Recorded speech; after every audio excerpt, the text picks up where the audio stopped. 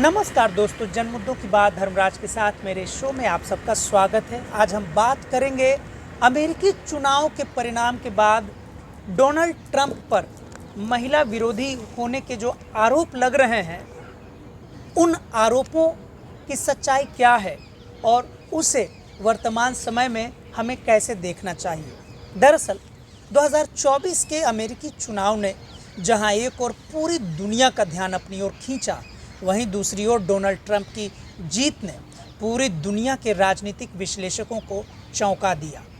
78 वर्ष की आयु के डोनाल्ड ट्रंप ने जितनी ऊर्जा और उत्साह से 2024 का राष्ट्रपति चुनाव लड़ा, वह पूरी दुनिया के नेताओं के लिए मिसाल माना जा सकता है। हालांकि डोनाल्ड ट्रंप को हराने वाले राष्ट्रपति जो बाइडेन की आयु भी तब लगभग 77-78 वर्ष ही थी जब वे अमेरिका के 46वें राष्ट्रपति का चुनाव लड़े और जीते।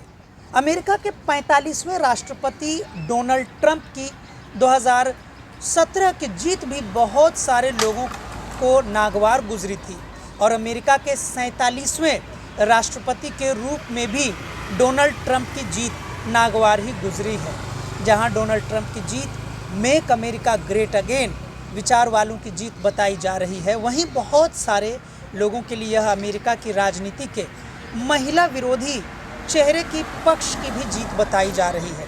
संयोगी कहा जा सकता है कि 2017 में भी डोनाल्ड ट्रंप ने एक महिला हिलेरी क्लिंटन को ही हराया और 2024 में भी एक महिला कमला हैरिस को ही हराया है।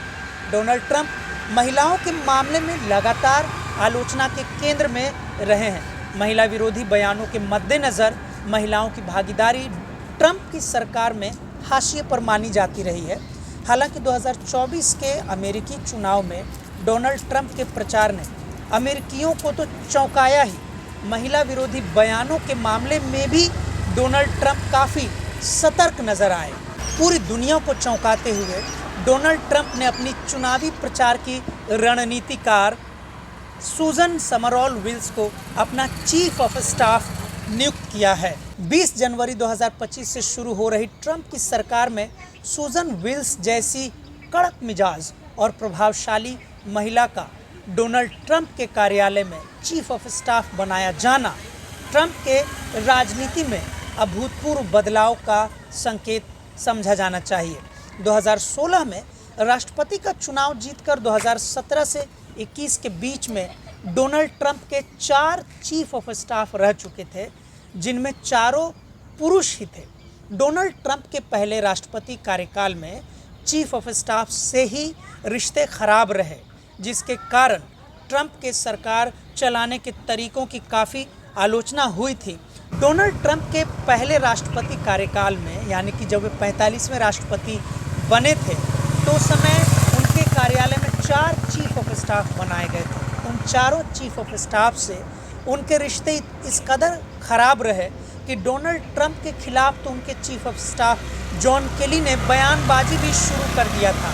हालांकि इस बार ट्रंप ने चीफ ऑफ स्टाफ एक महिला को बनाकर अपने आलोचकों की बोलती बंद कर दी है। 67 वर्षीय सूजन समरॉल विल्स बहुत लंबे समय से अमेरिकी राजनीति के करीब रही हैं, बल्कि सूजन ने अमेरिकी राजनीति में अपनी धमाकेदार शुरुआत 1980 में अमेरिका के काफ़ी लोकप्रिय राष्ट्रपति माने जाने वाले रोनाल्ड रीगन के चुनाव प्रचार के रणनीतिकार के रूप में की थी।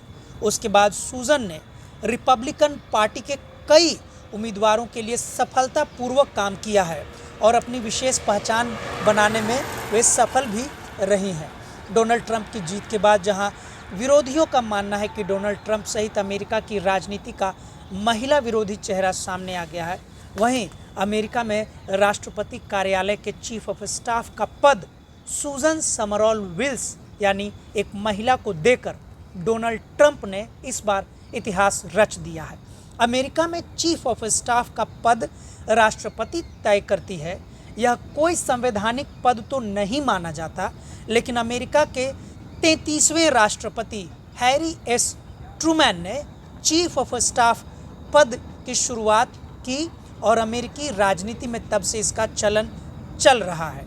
सेना की व्यवस्था से, यानी मिलिट्री में चीफ ऑफ स्टाफ की व्यवस्था थी, मिलिट्री से यह राजनीति में प्रवेश ट्रूमैन के कारण ही हुआ और तब से अमेरिका की राजनीति में यह एक अभिन्न हिस्सा बन चुका है। दिसंबर 1946 में हैरी एस ट्रूमैन द्वारा निर्मित चीफ ऑफ स्टाफ पद के दावेदारों ने अमेरिकन राजनीति में अहम भूमिका अदा की है और वे बहुत ताकतवर भी माने जाते हैं। 1946 से लेकर अभी तक अमेरिका में 31 चीफ ऑफ स्टाफ बनाए गए हैं, जिसमें सब के सब पुरुष ही रहे हैं। अमेरिका में एक महिला को चीफ ऑफ स्टाफ बनाकर डोनाल्ड ट्रंप ने अमेरिका की राजनीति में इतिहास रच दिया है। डोनाल्ड ट्रंप और अमेरिकी राष्ट्रपति कार्यालय को नियंत्रित करने वाली सुजन समरऑल विल्स 32वीं चीफ ऑफ स्टाफ और अमेरिका के राजनीतिक इतिहास में पहली महिला चीफ ऑफ स्टाफ होंगी। आज के लिए इतना ही, आगे हम फिर मिलेंगे अगले मुद्दे पर। तब तक के लिए शुक्रिया, धन्यवाद।